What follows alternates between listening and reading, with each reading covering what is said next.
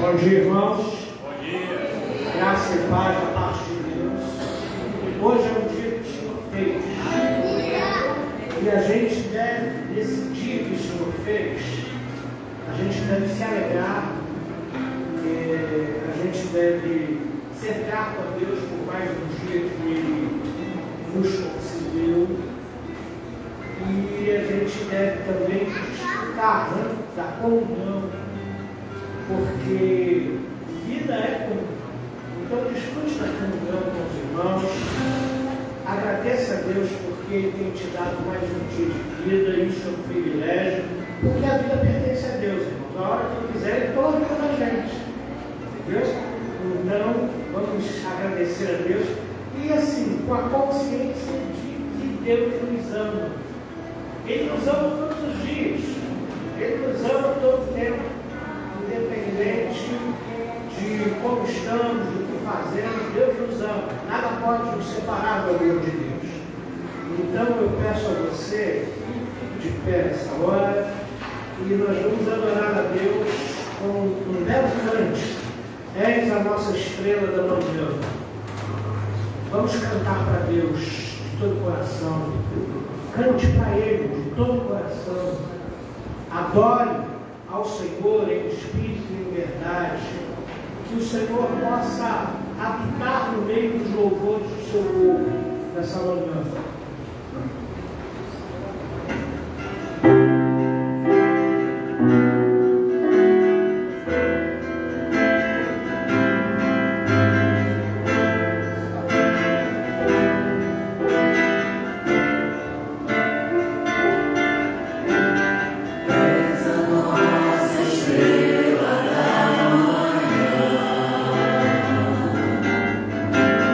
Deus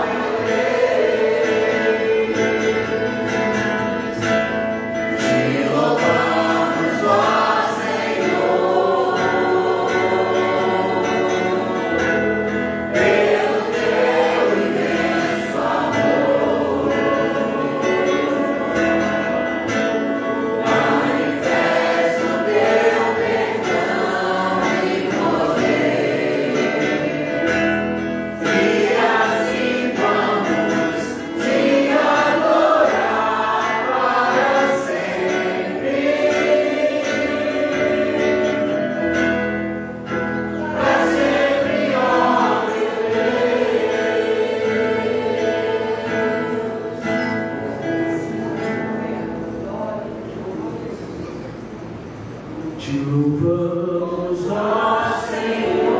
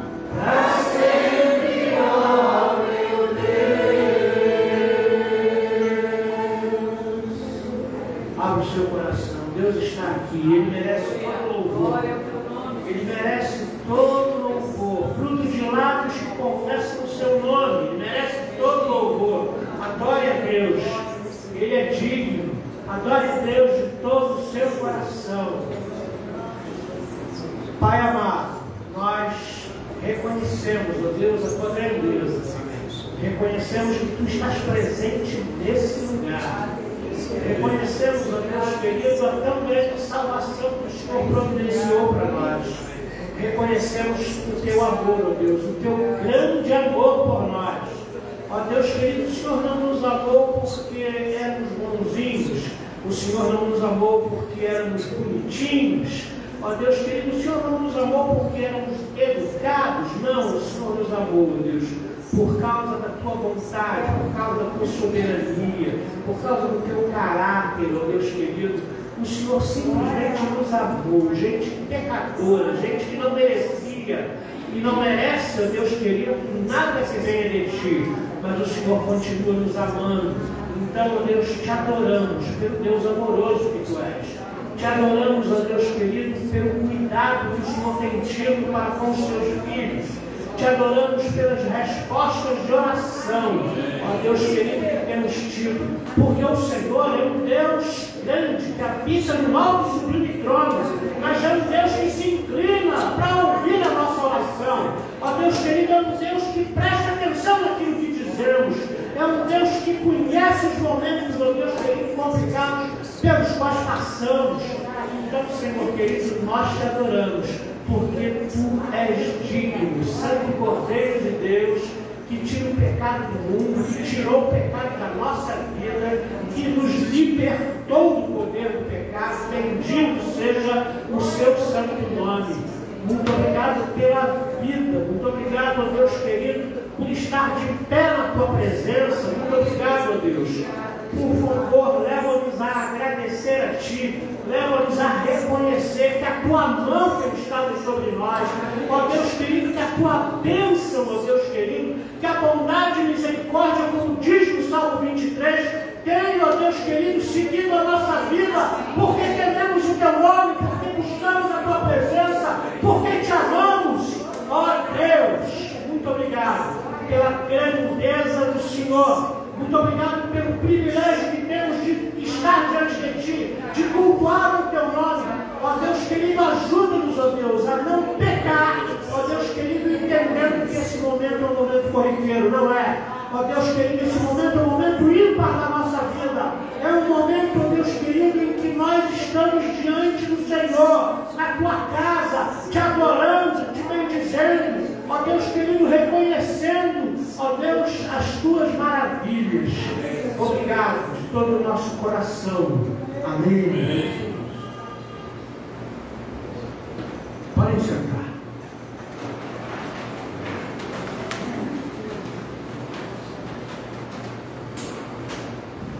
Amados, vamos estar em nossa Bíblia, a Epístola de Paulo aos Romanos, 5,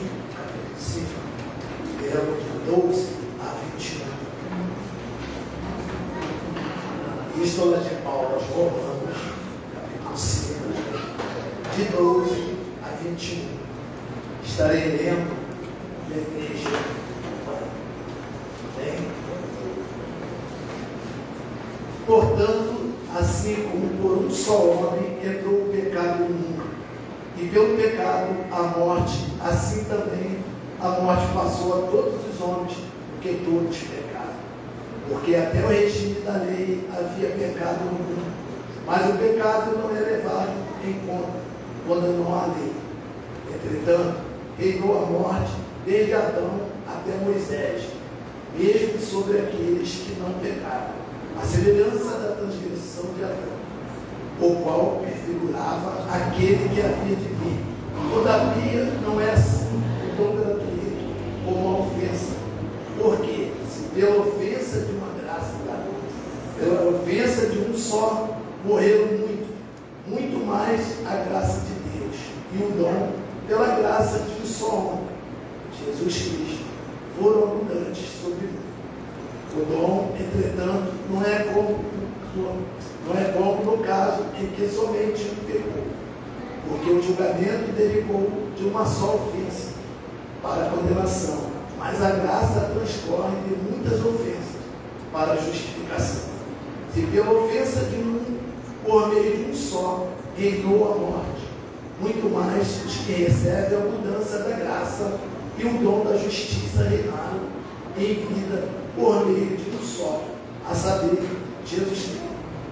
Pois assim como por uma só ofensa veio o juízo sobre todos os homens para a condenação, assim também por um só ato de justiça veio a graça sobre todos os homens para a justificação que dá vida. Porque pela desobediência de um só homem muitos se tornaram pecadores, assim também por meio de obediência de um só muitos se tornaram justos. Sobreveio a lei para que abundasse a ofensa, mas onde abundou o pecado, superabundou a graça, a fim de que, como o pecado reinou pela morte, assim também reinasse a graça pela justiça, para a vida eterna, mediante Jesus Cristo, nosso Senhor. Vamos repetir todos os 21. A fim de que, como o pecado reinou pela morte, assim também reinasse a graça pela justiça, para a vida eterna, mediante Jesus Cristo, nosso Senhor. Amém. Irmão, com muita alegria, hoje nós estamos recebendo nossa irmã Marisa Cavalcante Iliar, ela veio com a nossa irmã Marta, e Maitê e Diego, casal. Seja bem-vinda, cara, Senhor, vai chegar a igreja conhecer.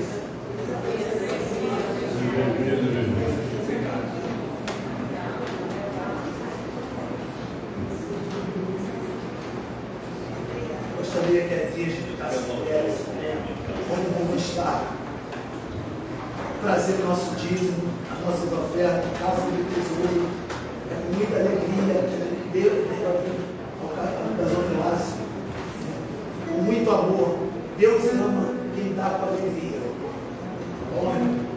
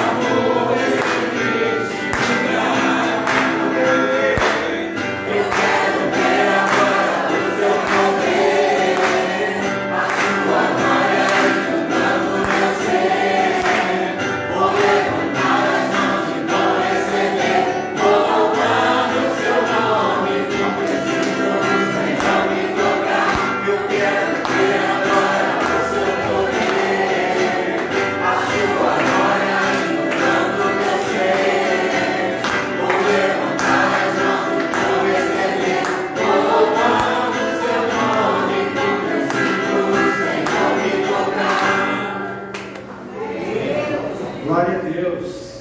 Podem sentar, irmãos. Vamos orar, conduzidos pelo diácono Josias. Vamos agradecer e consagrar os dízimos de oferta. Bom dia, igreja. Bom dia. Louvado seja o Senhor. O Senhor merece o melhor do ser humano e Ele quer sempre ajudar. Por isso podemos dizer, eu vejo a glória do Senhor hoje aqui. Amém. Pai querido, em nome de Jesus, estamos aqui, ó Deus, agradecidos a Ti, Senhor Jesus. Senhor é que dá o pão de cada dia a todo ser humano, o Senhor que dá o controle para ter o alimento. E esses homens, ó Pai querido, diz cheio de eu, Senhor Jesus, negam o Senhor, ó Pai, escarecendo do favor do Senhor. Todo ser carece do favor do Senhor, porque acabei de falar agora, Ele que dá o alimento, Ele que dá a vida, ó Pai querido. Por isso eu consagro, Deus, um pouquinho de tanto que Tu nos dás, Senhor Jesus. Chega a doer quando eu vejo 2 Timóteo diz que enganando 3, enganando e ser enganado. Te louvo, ó Deus, em nome de Jesus, consagro todas as ofertas e sempre também com a mensagem, ó Deus. Pai, obrigado por tudo, em todos, não no meu nome, mas em nome do Senhor Jesus. Amém. Amém.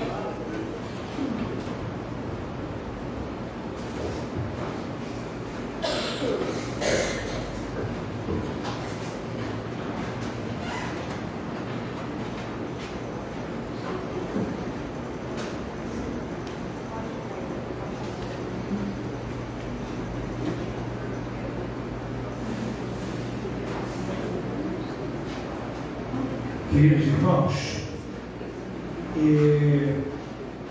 todos sabem, né, que nós estamos em processo de transferência lá para a Igreja Presbiteriana do Anil.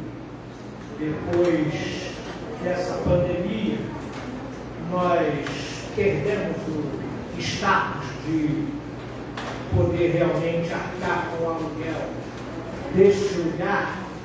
E nós precisamos entregar este imóvel, né, dentro da nossa pretensão, nossa que eu digo do Conselho da Igreja, que administra a Igreja. Nós queremos entregar no final de abril, dia 30 de abril. E para isso, a gente vai precisar esvaziar a Igreja primeiro, né? Então, a proposta é que no dia 24 de abril nós já reunamos pela manhã, às 10h30 da manhã, no templo da Igreja Presbiteriana do Anil. Okay? Então, esse mês é um mês de mudança. E aí o nosso culto continua exatamente no mesmo horário, às 10h30. E nós vamos nos reunir lá. O nosso primeiro culto lá deve ser dia 24 de abril, segundo a permissão do Senhor. Né? A gente sabe que nada acontece se Deus não permitir. Então, uma vez, o nosso último culto aqui é o culto da ressurreição. E vocês devem se lembrar que o culto da ressurreição é 7 horas da manhã, né? Amém? Então, no domingo 17, nós vamos nos reunir 7 horas da manhã aqui para adorar o Cristo ressurreto. Domingo de ressurreição. E a ressurreição de Jesus, ela trouxe vida para nós. A sua morte morreu a nossa morte. E a sua ressurreição trouxe vida eterna para nós. Então, vai ser assim um final de semana muito importante. Né? Um final de semana entre 15 e 17. 15, sexta-feira da Paixão, é quando a gente celebra a crucificação do Senhor Jesus e digo, celebra, né? Porque a crucificação do Senhor Jesus nos trouxe vida. Né? Foi ruim? Foi. Foi cruel? Também foi. Mas se não houvesse cruz, nós não estaríamos aqui. Então nós agradecemos imensamente o nosso Senhor, que deu a sua vida por nós, e é um momento muito importante para nós. E nós convocamos toda a igreja para se mobilizar, porque nós precisamos de ajuda, né? Para fazer essa mudança aqui, nós vamos precisar de ajuda e pedimos que homens e mulheres se mobilizem, né? Para nos ajudar, porque nós precisamos, a partir do dia 18, né, 17 é domingo e é o último culto aqui com o café da manhã. Nós vamos cultuar de 7 às 9 e a partir das 9 nós vamos tomar um café da manhã juntos, de comunhão. A partir de segunda-feira, dia 18, a gente vai começar a arrumar as coisas para a mudança. Então nós precisamos de ajuda. Se você puder ajudar, comunique-se comigo, com o conselho, ok? Com qualquer presbítero.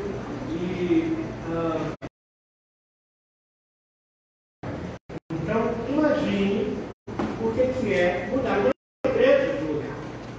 Não é uma coisa fácil. Então, ore por isso.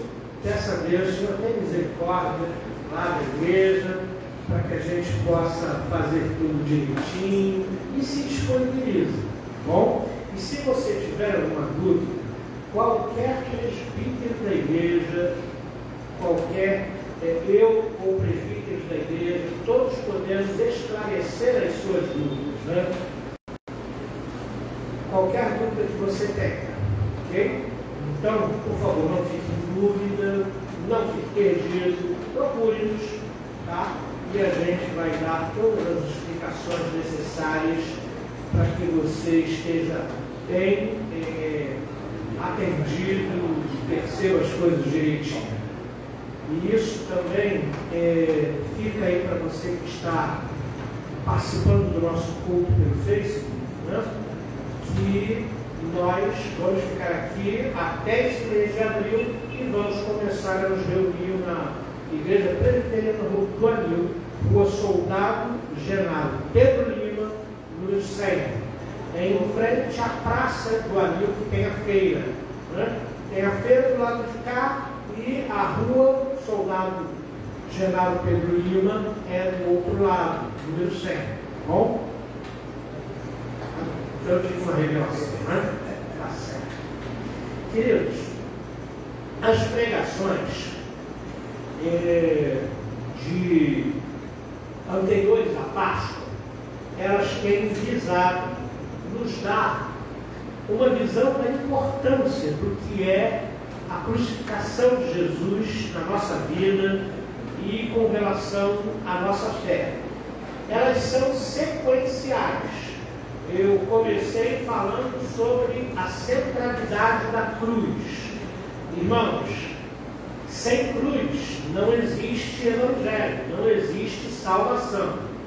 Porque Jesus subiu à cruz, os nossos pecados foram cancelados, ok?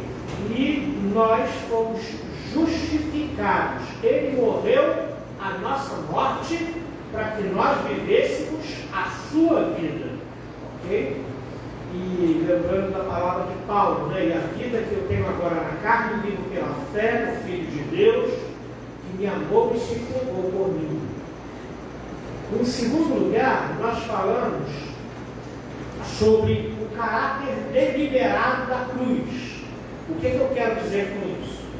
Eu quero dizer que a cruz tinha de acontecer, tá? A cruz, ela tem origem, é uma origem mista, né? Ela não só manifestou a maldade dos homens, porque foram os homens que colocaram Jesus na cruz, mas por determinação de Deus, né? E por Cristo ter aceito voluntariamente o sacrifício na cruz do Calvário. Então é importante que você tenha pontuado isso na sua mente. A cruz é central do Evangelho. Não remova a cruz, porque você remove junto com ela o Evangelho e a nossa salvação. Ok?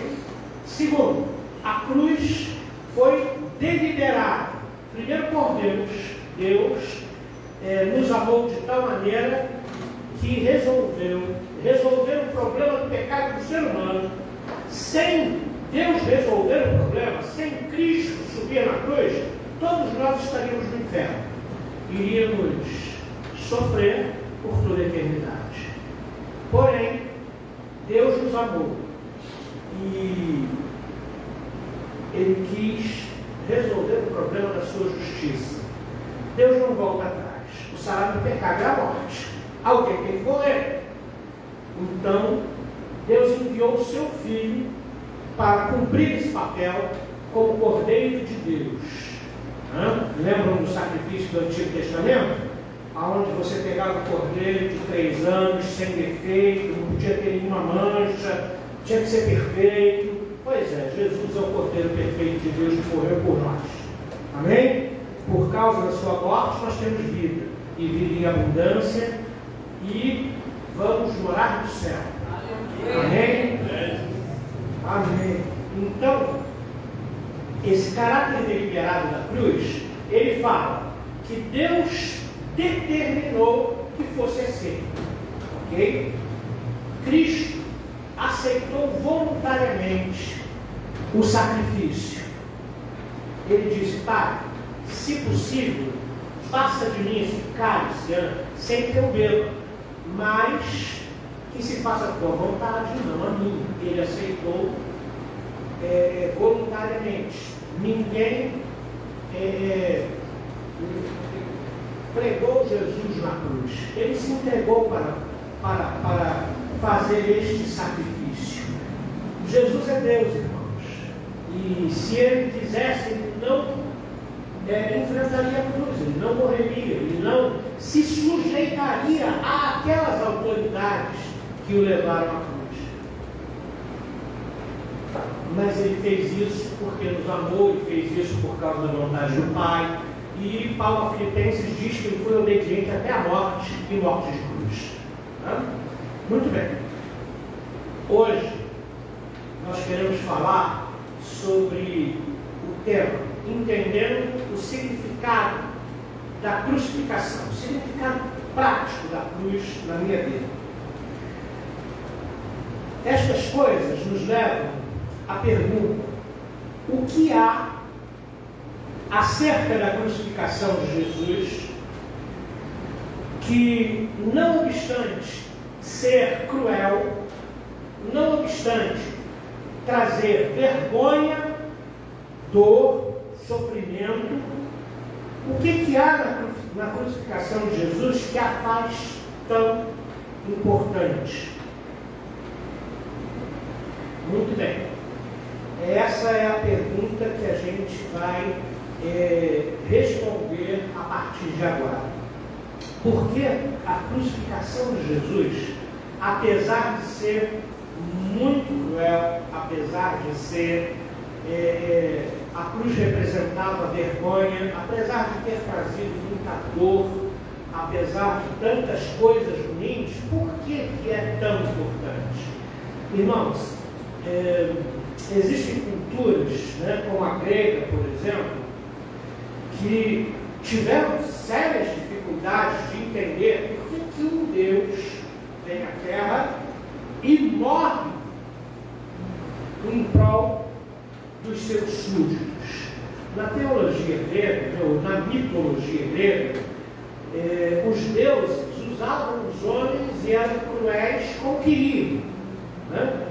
No Evangelho, o nosso Deus nos ama e veio nos salvar. Ele veio se identificar conosco.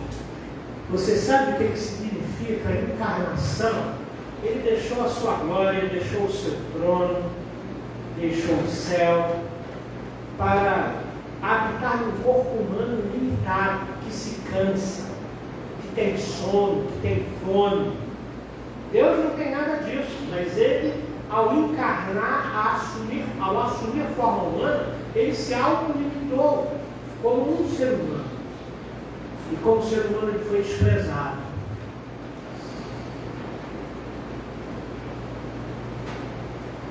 Como ser humano, ele experimentou a maldade dos homens. eu experimentar a maldade dos homens, eu sou homem. Mas você imagina um Deus experimentar a maldade dos homens? Uma palavra, e ele destruir aquele povo todo. Uma palavra, e ele arrasar com Jerusalém inteira. Mas ele se calou. Pilatos falou: você é rei? Ele ficou quieto. De onde você vem? Ele também ficou quieto. Ele silenciou na presença de Herodes, ele silenciou na presença de Pilatos. Ele ouviu o mesmo povo que o ovacionava quando entrou em Jerusalém, 7 dias antes da crucificação. Ele ouviu esse mesmo povo dizendo: solta-me Barrabás e crucifica a Jesus.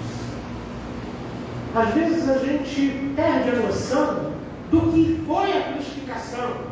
Às vezes a gente perde a noção do sacrifício que Jesus fez por amor de nós, para salvar a nossa vida. E quando a gente tem consciência disso, a gente precisa traduzir isso na prática, em dedicação e fidelidade a Jesus Cristo. Ele é o Senhor. Ele foi aquele do Apocalipse 5, que tomou o livro na mão. Ninguém podia abrir o livro, sequer olhar para ele. Mas eis que o leão da tribo de Judá, a raiz de Davi, se levantou para tomar o livro e abrir os seus 7 selos. Ele tem o poder, ele dirige todas as coisas. Ele dirige todas as coisas na sua vida, na minha vida, no mundo, no universo, na galáxia. É tudo dele. Tudo responde ao seu mandado. E às vezes a gente não percebe isso. Então, qual a importância da cruz? Qual a importância da crucificação? Qual a importância da morte de Jesus na cruz do Calvário? Em primeiro lugar, Cristo morreu por nós. Aí você pode me dizer: mas César, é tão óbvio, né? Essa é a primeira razão de que a cruz é importante? Parece óbvio, mas não é. Cristo morreu por nós. Cristo não morreu por causa da maldade dos homens. Cristo não morreu porque ele precisava morrer por si mesmo. Ele morreu por nós. Ele morreu por causa da minha vida e da sua vida. Além de necessária e voluntária, a morte de Jesus foi altruística e benéfica. Ou seja, ele morreu por nossa causa e esse sacrifício nos garantiu um bem, que é a salvação. Algumas pessoas dizem que se você for uma pessoa muito boazinha, se você der esmolas, se você socorrer os mais necessitados e etc., e não fizer mal a ninguém, algumas pessoas dizem que isso vai trazer salvação para a sua vida. Socorrer os mais necessitados, dar esmolas, assistir as pessoas menos favorecidas é uma bênção. Se você faz, continue a fazer. Se você não faz, passe a fazer. Mas essas atitudes não nos trazem salvação, porque só a morte de Jesus por nós é capaz de trazer salvação para nós. Então, quando Jesus morre por nós, ele nos providencia uma grande salvação, que não podia ser garantida por outra situação, atitude ou sacrifício. Só o sacrifício de Jesus. Lembre-se que o cordeiro precisava ser perfeito. Eu poderia morrer por mim mesmo para tentar ganhar a minha vida, mas eu sou pecador, eu não sou perfeito. O meu sacrifício de mim mesmo não seria aceito. O sacrifício de Jesus foi perfeito, por isso foi aceito diante de Deus e pagou cabalmente cada cada um dos meus pecados, dos seus pecados. Então, ele morreu por nossa causa e o sacrifício dele garantiu um bem maior para nós que a salvação, para todo aquele que crê, que não podia ser garantido de nenhuma outra forma. Então, o que eu quero dizer para você é que não há salvação por outro meio, não há salvação por qualquer outra pessoa. Pessoas muito importantes viveram nesse mundo, pessoas muito boas viveram nesse mundo, pessoas que deixaram aí os seus feitos gravados na história.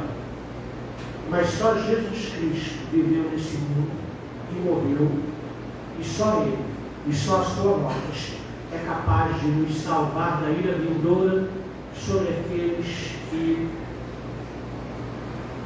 não servem, não creem nele, o rejeitaram. O bom pastor, lembra do João capítulo 10? O Evangelho de Jesus, segundo João, na minha opinião, é o mais lindo, né? O Evangelho de Jesus, segundo João, ele não é linear como Mateus, Marcos e Lucas. Mateus, Marcos e Lucas começam no nascimento e terminam na morte. João não.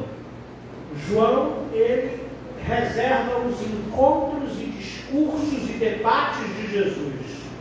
Ele narra a crucificação, mas ele faz o seu evangelho de uma maneira diferente. Então Jesus tem pregações, parábolas e diálogos, como João capítulo 8 é um diálogo lindíssimo de Jesus, né? Na verdade é um diálogo, é um embate, né? Com os escribas e fariseus, e ele fala de coisas lindas. Mas João capítulo 10, né? Ele diz que ele é a porta das ovelhas. Não tem outra porta. Tem que entrar por essa porta que é Jesus Cristo. E é só essa porta que vai dar na presença de Deus. Porque o sacrifício de Jesus, ele nos reaproximou de Deus. Jesus é o caminho, o único caminho que nos leva a Deus. Então, no capítulo 10, mais propriamente o verso 15 do Evangelho de Jesus segundo João, Jesus diz que ele é o bom pastor e que o bom pastor dá a vida pelas ovelhas. Jesus morreu por nós. O bom pastor dá a vida pelas ovelhas. João 10, 15. Também, na Santa Ceia, Jesus Cristo, ao servir o pão, e nós vamos ter a Santa Ceia daqui a pouco aqui, Jesus Cristo, ao servir o pão aos seus discípulos, disse o seguinte, abre aspas, isto é o meu corpo oferecido por vós. Lucas, capítulo 22, 19. Isto é o meu corpo oferecido por vós. Cristo morreu pela minha vida e pela sua vida, para nos salvar. Em segundo lugar, a importância da cruz se dá porque Cristo morreu para nos conduzir a Deus. O que o pecado faz? O pecado faz separação. Ele é como um muro. À medida que eu cedo às paixões carnais, à medida que eu cedo às tentações do maligno, à medida em que eu peco e transgrido a lei de Deus, eu vou me separando de Deus, eu vou me afastando de Deus. E o pecado é uma barreira de separação entre nós e Deus. Então Cristo morreu para nos conduzir novamente à presença de Deus. Vocês lembram da geração pré-diluviana? Como eles se esqueceram de Deus, como eles matavam uns aos outros, como eles pecavam repetidamente, haviam se esquecido totalmente de Deus. eles estavam preocupados com o que poderiam ganhar, eles estavam preocupados com o seu nome gravado na história, como foi o caso da Torre de Babel. Eles estavam preocupados com muitas coisas, mas não estavam preocupados com a vontade de Deus. Eles haviam se afastado de Deus, porque quanto mais pecamos, mais nos afastamos da presença de Deus. Deus é santo e nos contamina com o pecado. Você quer se aproximar diante de Deus? Então arrependa-se dos seus pecados, humilhe-se na presença do Senhor, e aí você então vai se aproximar de Deus. É com humildade, é com arrependimento que nós nos aproximamos de Deus. Segundo Crônicas 7,14, se meu povo, que se chama pelo meu nome, se humilhar, orar, se converter dos seus maus caminhos, clamar a mim, eu ouvirei, sararei a terra. O caminho para Deus é o joelho, irmãos. O caminho para Deus é reconhecer que nada somos e que precisamos desesperadamente da graça de Deus. Mas quanto mais nos aproximamos de Deus, mais a prática pecaminosa foge de nós. O pecado não permanece. Se eu me aproximar de Deus, o pecado não permanece. A Bíblia diz que Deus é luz, que ilumina a nossa vida. E as trevas não prevalecem contra a luz. Então o contrário é verdadeiro. Se eu me afasto de Deus, os pecados se acumulam na minha vida e crescem, a minha carne começa a comandar a minha vida. Se eu me aproximo de Deus com humildade, reconhecendo a minha necessidade dele, então a luz de Deus vai iluminar a minha vida, vai iluminar a minha mente, vai iluminar o meu caminho. Eu vou me aproximando de Deus, Deus vai começando a falar de forma que eu possa ouvir, e Ele vai começar a dirigir a minha vida, e as coisas vão melhorar. Você vai perceber que aqueles vícios que você tinha, aquelas coisas que perturbavam a sua vida, vão perder força na sua vida, porque você está se aproximando de Deus, e Deus é santo. Amém? Então, queridos, olha só, 1 de Pedro, capítulo 3, 18, fala que Jesus Cristo morreu por nós, para que nós fôssemos conduzidos à presença do Senhor. Ok? O foco do propósito benéfico da morte de Jesus por nós é a reconciliação. O foco do propósito benéfico da morte de Jesus por nós é a reconciliação. Como diz o credo niceno,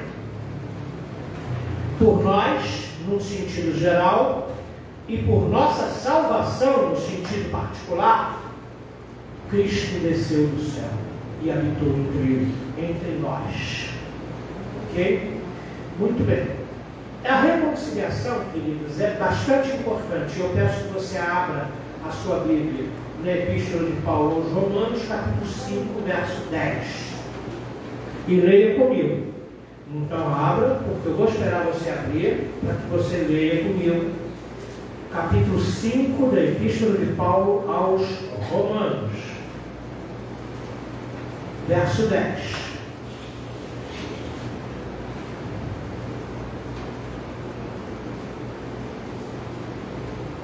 Você já achou a referência bíblica? Vamos ler todos juntos então. Porque se nós, quando inimigos, fomos reconciliados com Deus mediante a morte do seu Filho, muito mais estando já reconciliados, seremos salvos pela sua vida. Reconciliação. Quando Adão decidiu fazer o que queria, e pecou desobedecendo a Deus, ele se afastou de Deus e abriu as portas para o pecado no mundo. E através do pecado, a morte se manifestou. A morte não faz parte do plano original de Deus. Talvez alguns estudiosos, falando sobre isso, dizem, que talvez nós fôssemos transladados como Enoque, arrebatados como Elias. Esses dois não passaram pela morte. Enoque andou com Deus e Deus o tomou para si, diz o Gênesis. E Elias foi arrebatado por uma carruagem de fogo, como diz a Escritura. Mas a morte veio por causa do pecado. Então, a salvação que Jesus conseguiu para nós, mediante a sua morte, ela é retratada de várias formas, inclusive como uma reconciliação. Algumas vezes, ela é retratada de forma positiva. E aí, então, você vai perceber que ela é concebida como uma vida nova, como uma vida eterna, como paz com Deus, como estar gozando da comunhão do Senhor no céu e assim por diante. E às vezes ela é retratada de forma negativa, como uma redenção, como perdão, como libertação dos pecados e assim por diante. Mas tudo isso retrata o que Jesus fez por nós. Ele nos redimiu através do seu sangue. Ele nos perdoou os pecados através da sua cruz. E Ele nos deu paz. E Ele nos libertou da escravidão do pecado. O ponto importante que eu e você devemos gravar é que, em consequência da morte de Jesus, Ele nos conduziu à presença de Deus. O que impede a gente de estar na presença de Deus é o pecado. Se a cruz resolveu o problema do pecado, Jesus, através da sua cruz, nos reconciliou com Deus, nos conduziu à presença de Deus. No Antigo Testamento, você precisava ir ao sacerdote, para que o sacerdote pudesse, então,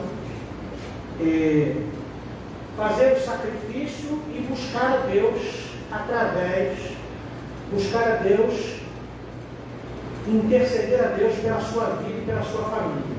O Apocalipse capítulo 5 diz que nós somos sacerdotes, feitos sacerdotes do Senhor. Por quê? Porque a morte de Jesus nos colocou nesse patamar. Os nossos pecados foram perdoados. Nós fomos conduzidos a Deus e feitos reino e sacerdotes, como diz o Apocalipse capítulo 5. Nós podemos buscar a Deus aonde nós estivermos. Aonde você estiver, você pode estar no mercado, você pode estar lavando roupa, você pode estar fazendo comida. Aliás, eu conheci uma irmã que ela falava, irmã, eu estava fazendo comida lá, eu comecei a buscar a Deus, Deus me visitou na cozinha, eu comecei a sentir a presença de Deus, eu estava cozinhando. E ela falava, eu me dividia entre as coisas do fogo e Deus falando comigo ali, é uma coisa tremenda. Irmãos, aonde nós estivermos, Deus nos ouve. Se clamarmos, se buscarmos a sua presença de todo o coração. E isso tem a ver com a morte de Jesus, isso tem a ver com a cruz, porque a morte de Jesus nos conduziu à presença de Deus. Então, o ponto importante é que, através da morte de Jesus, nós somos conduzidos à presença do Pai, de quem nos afastamos por causa do pecado. E a cruz resolve o problema do pecado. Só Jesus é capaz de nos dar a grande bênção da salvação, porque Ele morreu na cruz para nos conduzir a Deus. Em terceiro lugar, a importância da cruz se dá porque Cristo morreu pelos nossos pecados. Reparem, são coisas que já sabemos, são coisas que já falamos, mas eu estou apenas pontuando e dividindo para que nós entendamos quais os significados da crucificação. Ele morreu por nós. Ele não morreu pela árvore, não morreu pela natureza. Ele morreu por nós, seres humanos, pessoas que Ele criou e pessoas nas quais Ele pôs a sua imagem. É por nós que Cristo morreu. Cristo morreu para nos reconciliar, para nos conduzir a Deus. E Cristo morreu também pelos nossos pecados. Os nossos pecados eram obstáculos que nos impediam de receber o dom da salvação que Deus queria nos dar. Deste modo, nossos pecados precisavam ser removidos, pagos, antes que a salvação nos fosse outorgada. Jesus tomou sobre si os nossos pecados. Isaías capítulo 53, versos 4 e 5, aquele texto conhecido, né? Que Ele tomou as nossas dores, as nossas enfermidades, e Ele levou sobre si na cruz do Calvário. Jesus tomou sobre si os nossos pecados, encravando-os na cruz do Calvário. Assim, Ele morreu a nossa morte, para que nós tivéssemos vida em seu nome. João capítulo 10, verso 10. Eu vim para que tenham vida e vida em abundância. Paulo diz a respeito disso: Cristo morreu pelos nossos pecados segundo as Escrituras. Pedro diz a respeito disso: Cristo morreu pelos pecados de uma vez por todas. A carta aos Hebreus diz: e Ele ofereceu de uma vez por todas um sacrifício pelos pecados. Todos estes versos ligam a morte de Jesus aos nossos pecados. Ele morreu pelos nossos pecados. Ele morreu para nos libertar do poder do pecado. Ele morreu para que nós pudéssemos viver uma vida de santidade, como ouvimos aqui a Alexandra Isabel falar na escola de discípulos, né? A proposta de Deus para nós é uma vida diferente, é uma vida de santidade. Em quarto lugar, o que nós vamos celebrar daqui a 2 semanas, a 14 dias, que é a cruz do Calvário. A importância da cruz é porque Cristo sofreu a nossa morte.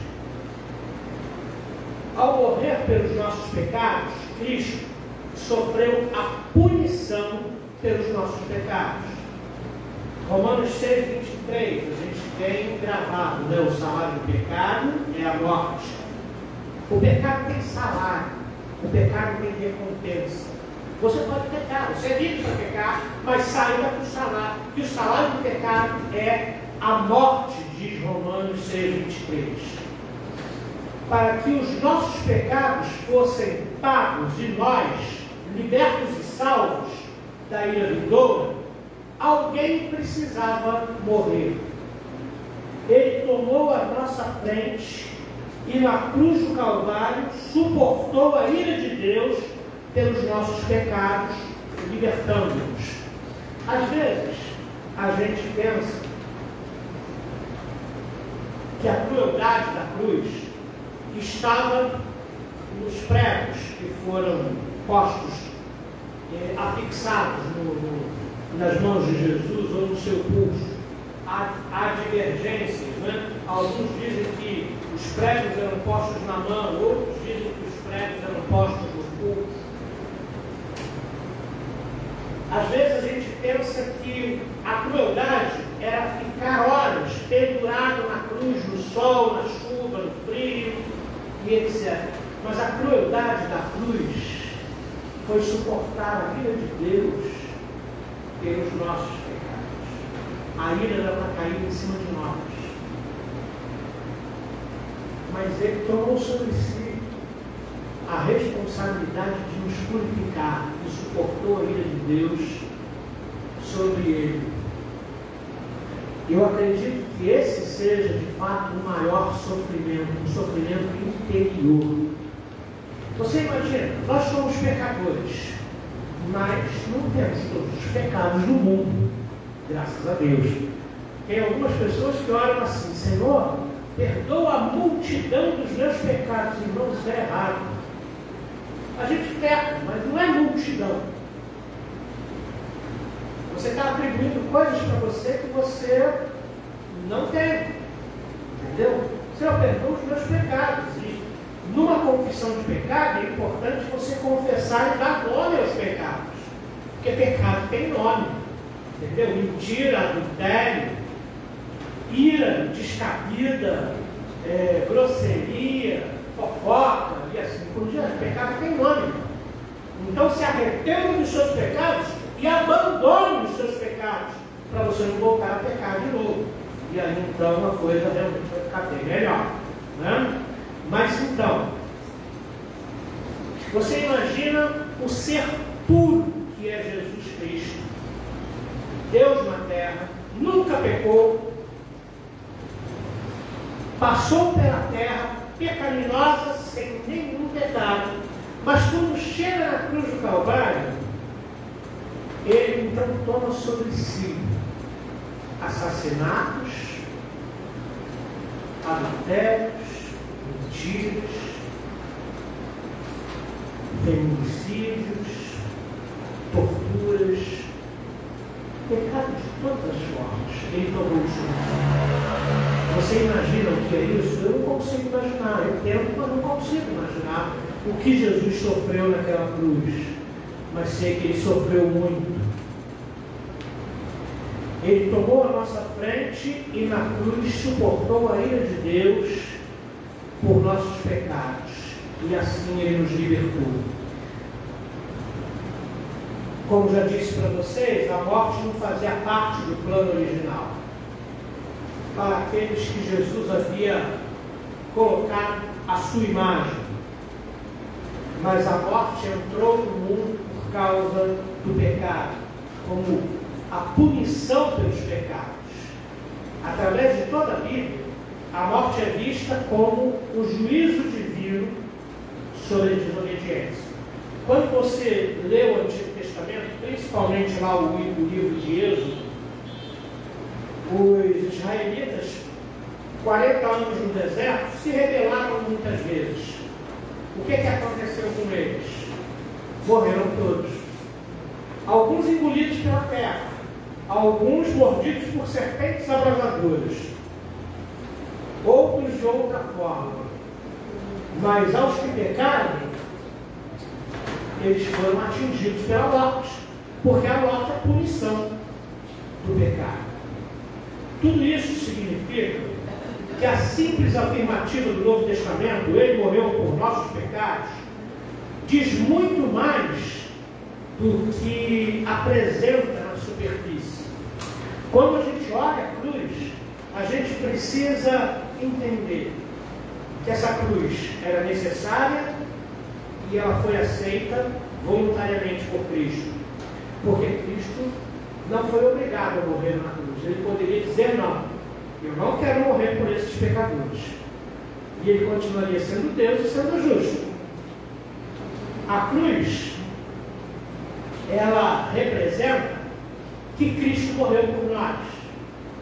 Para nos salvar. Ele morreu porque nos amou. Sabia que ele não ia pisar nesse filho. Que ele morreu por nós. Ele morreu porque nos amou.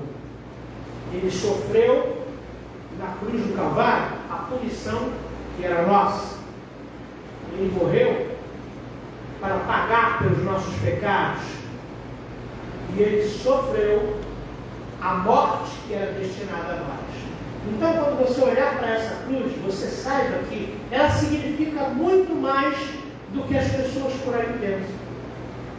As pessoas por aí pensam que é algo superficial, tadinho, Jesus morreu na cruz. Nossa, as pessoas foram muito más com ele. Não. Jesus se entregou por nós, voluntariamente. Morreu por nós para pagar os nossos pecados, para sofrer a nossa morte. A punição pelos nossos pecados caiu sobre ele. E ele morreu para nos dar vida e vida em abundância. E ele faz isso quando nos conduz a Deus. Então, queridos, essas mensagens, elas têm a ideia de dar a você uma visão mais profunda do que é a crucificação, qual a necessidade disso ter acontecido e quais os benefícios que nós, como igreja, temos. Então, siga Jesus, seja fiel a Ele, porque Ele providenciou o que ninguém poderia fazer por nós, a salvação.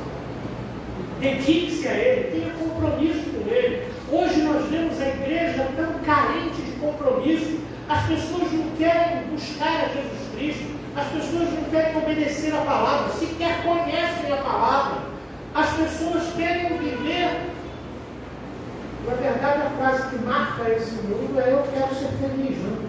Tem gente deixando a relação matrimonial abençoada de anos. Eu não sou mais feliz, o amor acabou, eu quero ser feliz, então eu vou procurar a minha felicidade. As pessoas estão falando isso, estão argumentando desta forma. O problema é que a gente não se casa para ser feliz, a gente se casa para fazer quem amamos feliz. Você se casa porque você ama a pessoa com a qual você está convivendo, então você vai fazer uma aliança com ela. Mas você não se casa para ser feliz, você se casa para fazer o outro feliz. Né? Então as pessoas estão redondamente enganadas do que é amor e do que é casamento. Então, queridos, a proposta dessas palavras são para que a igreja saiba, quando comemorar a Páscoa, qual o significado dela, o que isso significa, e que a igreja caia de joelhos na presença de Deus, agradecendo a Deus porque Cristo morreu por você e por mim, porque Cristo sofreu a punição que era para nós. Ele foi o nosso para-raio, tomou o nosso lugar, e que nós possamos assumir um compromisso com Ele, um compromisso sério. Renove a sua fé, renove a sua aliança. A Santa Ceia, queridos, que nós vamos ministrar daqui a pouquinho, ela é uma renovação da aliança. É onde você diz: Deus, eu quero te servir, eu quero te seguir de perto, eu quero renovar o meu laço de compromisso, de fidelidade contigo. A Santa Ceia, ela tem esse propósito. Quando nós tomamos do pão e bebemos do cálice, estamos reafirmando o nosso desejo de ser fiéis ao Senhor. Amém? Amém. Então eu quero que você, por favor, se coloque de pé nesse momento. Esse Cristo que morreu por nós ressuscitou ao terceiro dia e Ele está aqui. Aonde Deus está, queridos, o mal sabe. Aonde Deus está, as trevas não prevalecem. Aonde Deus está, a angústia não permanece no coração. A paz que o mundo não conhece e nem pode dar, é essa paz que enche o nosso coração quando estamos na presença de Jesus. Então, se você tem algo a colocar diante de Deus, por você, pela sua família, por outra pessoa que você esteja intercedendo, eu gostaria de estar orando por você. Então eu peço que, se você desejar, venha aqui à frente. Nós vamos estar orando e vamos incluir o seu pedido na oração que vamos fazer. Eu creio em milagres, eu creio que Deus opera de uma maneira sobrenatural, poderosa, que a gente não consegue explicar. Então, se você crê e tem algo a apresentar diante do Senhor, vem aqui à frente.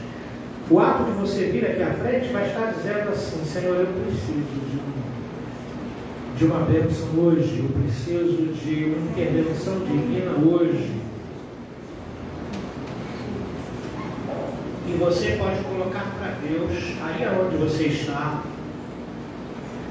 a questão que te traz aqui na frente. Fala claro para Ele. Fala: Senhor, eu estou precisando de uma cura, estou precisando de uma libertação, meus filhos estão precisando de emprego, enfim, não sei qual é a sua necessidade.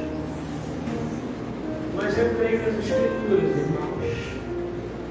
E as Escrituras dizem que todo aquele que se aproxima de Deus, importa que creia que Ele exista, e que é galardoador, premiador daqueles que o buscam.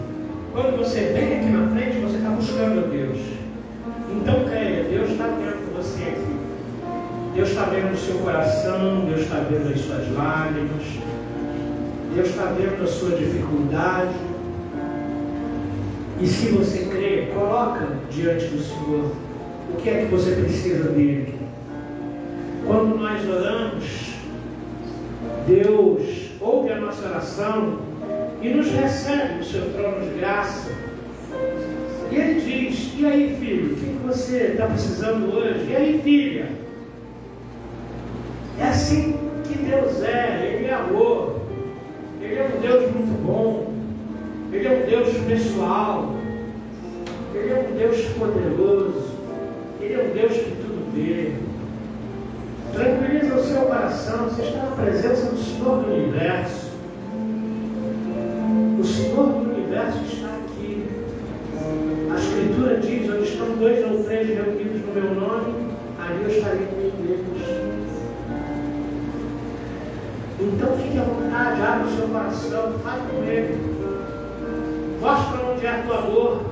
Mostra o que está machucando você. Mostra a situação que você não está conseguindo lidar com ela.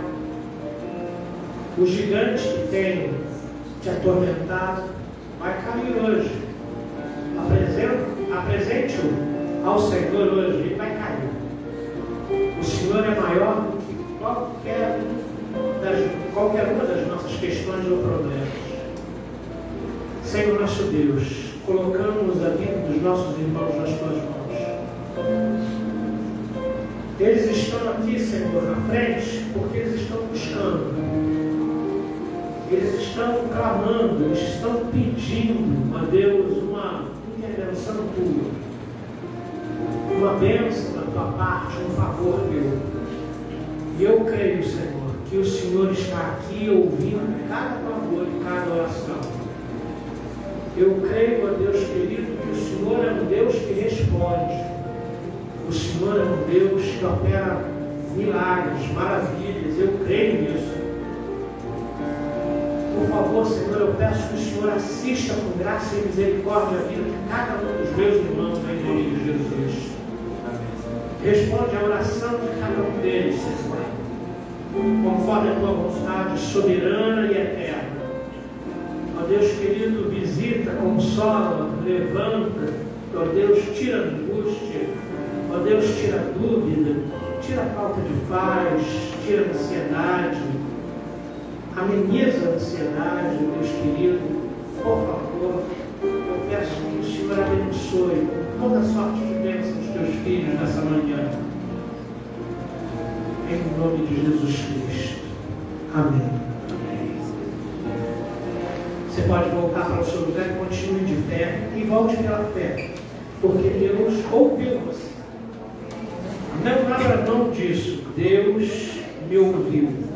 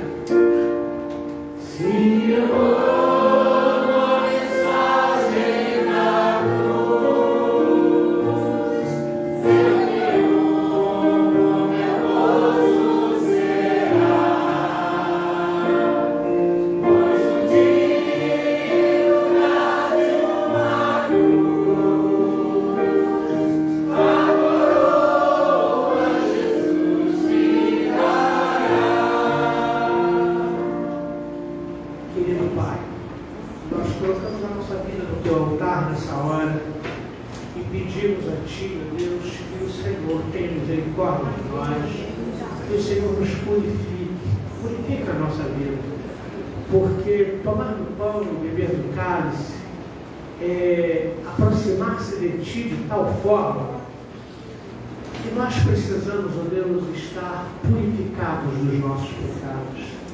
E nós, ó Deus, oramos em nome de Jesus, que o Senhor, ó Deus, nos lave com o Teu sangue, que o Senhor nos purifique com o Teu sangue, ó Deus, para que a gente possa participar do pão e do cálice, ó Deus querido, da forma devida, em nome de Jesus Cristo.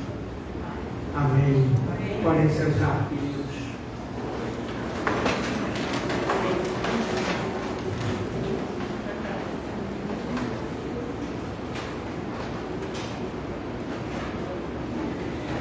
A Escritura diz exatamente o que nós fazemos aqui. Nós cumprimos as palavras das Escrituras, exatamente como Jesus fez há 2000 anos atrás, quando ele se reuniu com seus discípulos. A diferença desta ceia para aquela primeira ceia que Jesus ministrou aos seus discípulos pouco antes de morrer, é que eles estavam celebrando a Páscoa judaica. Okay? E no meio dessa celebração da Páscoa judaica, Jesus Cristo instituiu a Santa Ceia. Então, o cálice e o pão, eles continuam sendo exatamente suco de uvas, que é como nós servimos aqui, e o pão é obra de padeiro. Ele não sofre transformação alguma. Não cremos na transubstanciação, em que o pão se transforma na carne real de Jesus Cristo. Não cremos assim. O pão e o cálice são símbolos, eles apontam para uma realidade gloriosa, que o corpo do nosso Senhor foi partido na cruz do Calvário, né? E que o seu sangue preciosíssimo, que limpa os nossos pecados, foi derramado ali naquela cruz. Então, veja na sua Bíblia, Mateus 26, que é o que diz a Escritura. Mateus 26. Até o 30. Eu peço que o presbítero Lucas leia para mim, por favor.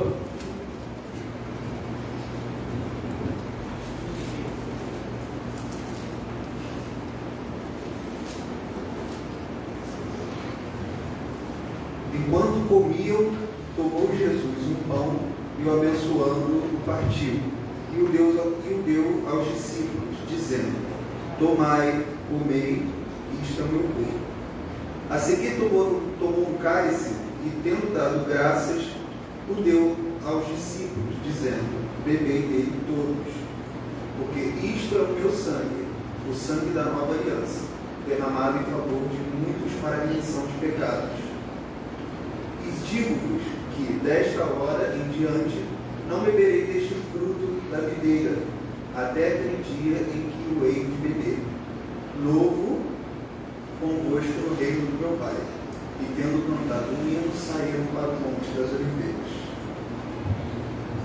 Repararam a liturgia da Santa Ceia? Ele toma o pão, dá graças e serve. Ele toma o cálice, dá graças e serve. E diz que o pão é o seu corpo, que foi partido por nós, pelos nossos pecados, e o cálice, que é o cálice da nova aliança. Quando você fala em nova aliança, você precisa lembrar da antiga aliança. A antiga aliança era baseada na obediência à lei. Se eu obedecesse à lei perfeitamente, eu era justificado.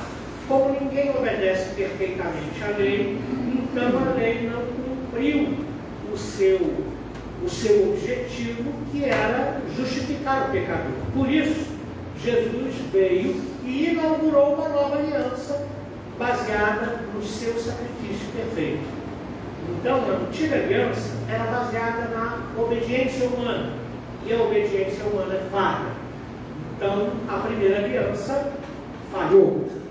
A segunda aliança é perfeita, que é baseada no sacrifício de Jesus. E por isso a segunda aliança é realmente suficiente e eterna. Você não precisa mais que Jesus morra de novo. Ele morreu uma vez só e isso foi o suficiente para a nossa salvação. E tudo aquilo que ele fez na cruz é eterno. Tudo que Deus faz durará eternamente. Como falei com vocês há 15 dias atrás, hoje nós vamos voltar ao modo antigo, né, de servir a Santa Ceia onde vocês estão.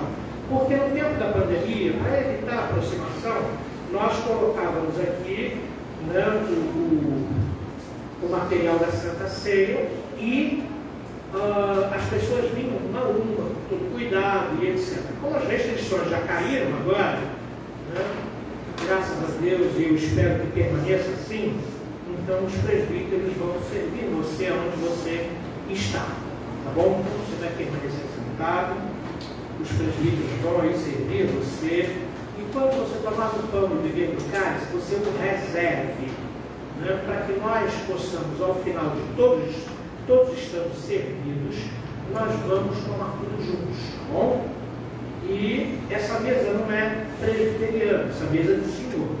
Todos aqueles que são batizados, né, em igreja evangélica, que estão em aliança com as suas igrejas e porventura estejam nos visitando, podem participar dessa mesa, porque a mesa é para quem é do Senhor.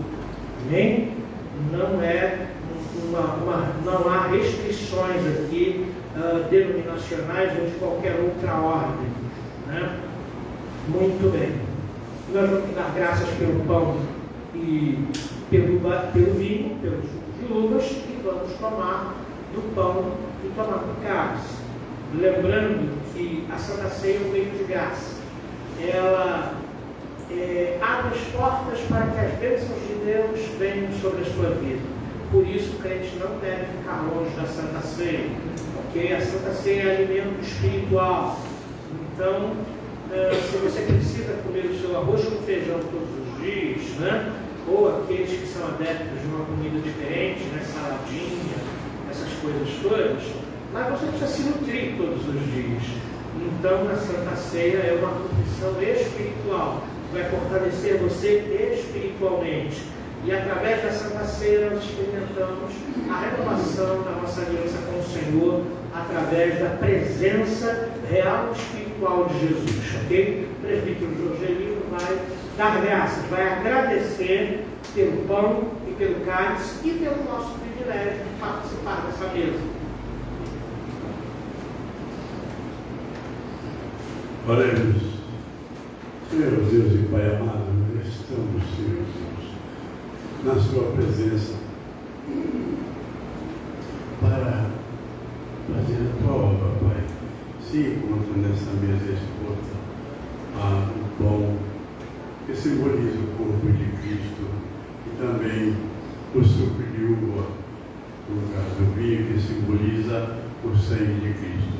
Nós pedimos, ó Pai, a Tua bênção espiritual para que o Senhor venha, Senhor Deus, abençoar a cada servo Teu que se encontra aqui nesse local, que o Senhor possa estar colocando nesses elementos a virtude Tua, para que também nós sentimos a virtude desses alimentos em nosso corpo material e nós possamos tratar a Ti com mais espiritualidade.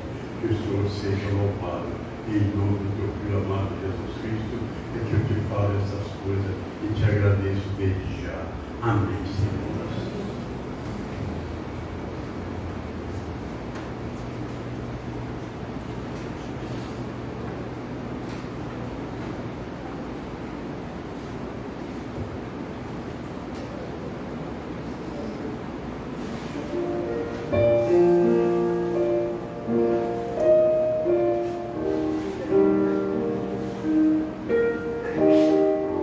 Agora no início, o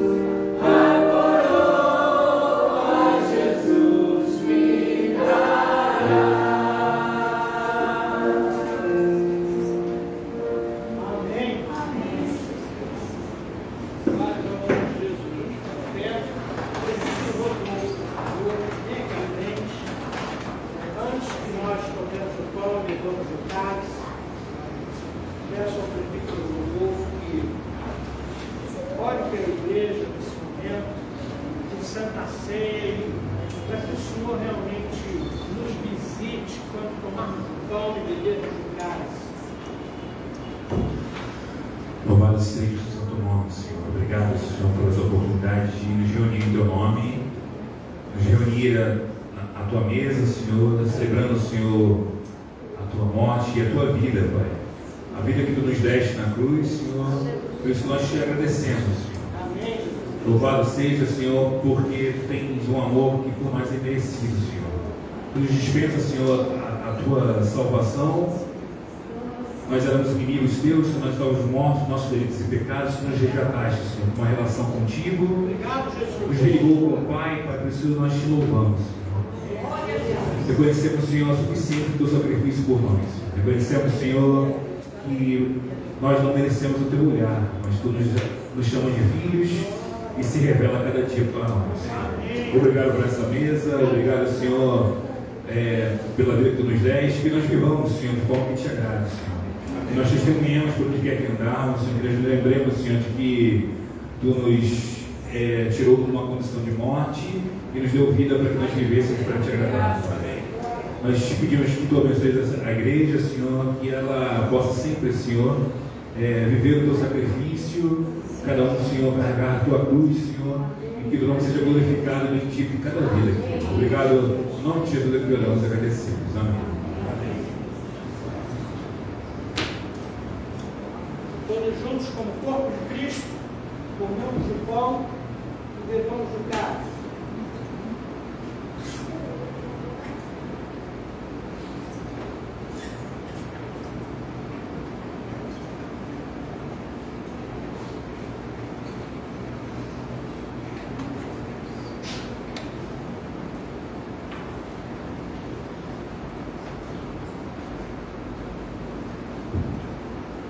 Obrigado, Senhor, pela oportunidade que o Senhor nos dá de celebrar com o corpo de Cristo a nossa salvação. Amém.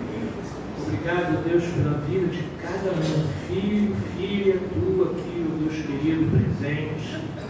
Ó Deus querido, que a Tua boa mão, Deus, seja sobre nós, que nós, ó Deus, alimentados espiritualmente, fortalecidos espiritualmente, ó Deus querido, pela Tua presença, ó Deus, nós possamos dar testemunho vivo de Ti lá fora.